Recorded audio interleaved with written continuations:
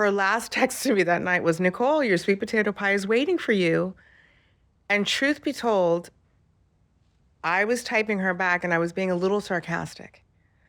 I was like, oh, Mom, you and this sweet potato pie. And I thought it was funny, but it was a little sarcasm.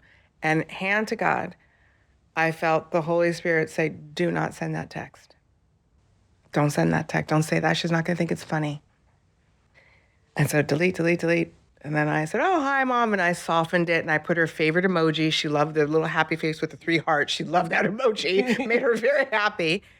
And she wrote right back, and I was running a bath, and she said, okay, think you'll be happy. That was it. I was going to go buy the house in 9 hours. I was going to go see her. And get that sweet potato pie. And get the sweet potato pie. Yeah. And instead, set the scene for us. You're home and alone in bed on a Tuesday night in December, right after the Thanksgiving holiday. Yes.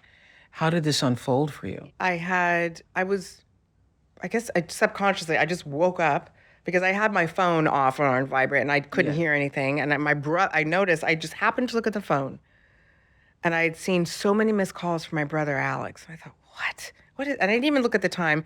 And then as I'm getting up to call him, the phone rings and it's Ted. And thank God he was in town. He was on a work retreat, but not far away. Mm-hmm.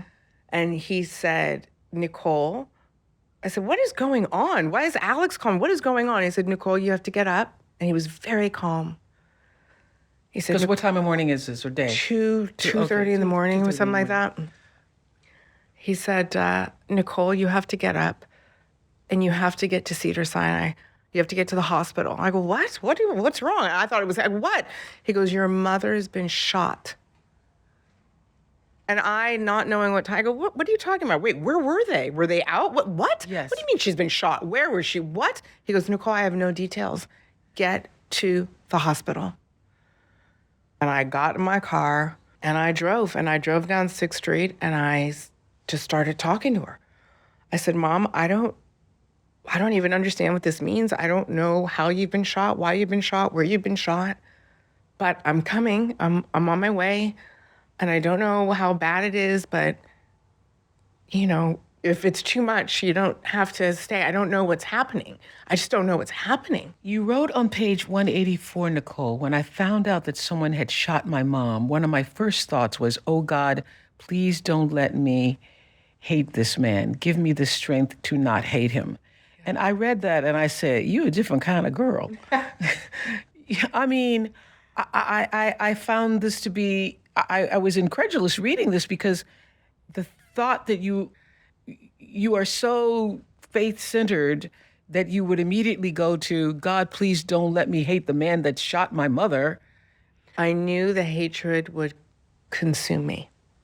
Were you surprised by this thought? Yes. You were surprised by this? I was surprised. Okay. It just came to me and I thought, okay, I'm going to go with this thought. It was so, honestly, it felt as if a house had landed on me.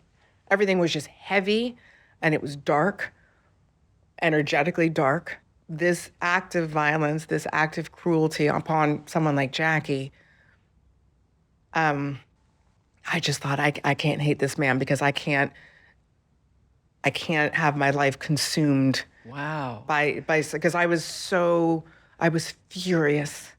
I mean, fury was coming through my body. I said to someone yesterday, I didn't know I had veins where I had them. They were popping out everywhere. I was furious. Because at the time, you only knew that she'd been shot. You didn't know who or I didn't know what who, the circumstances and I were. knew nothing. Yes, yeah. Okay, let's first, was she alive when you got to the hospital? Thank God, yes. Did you get to say goodbye? No.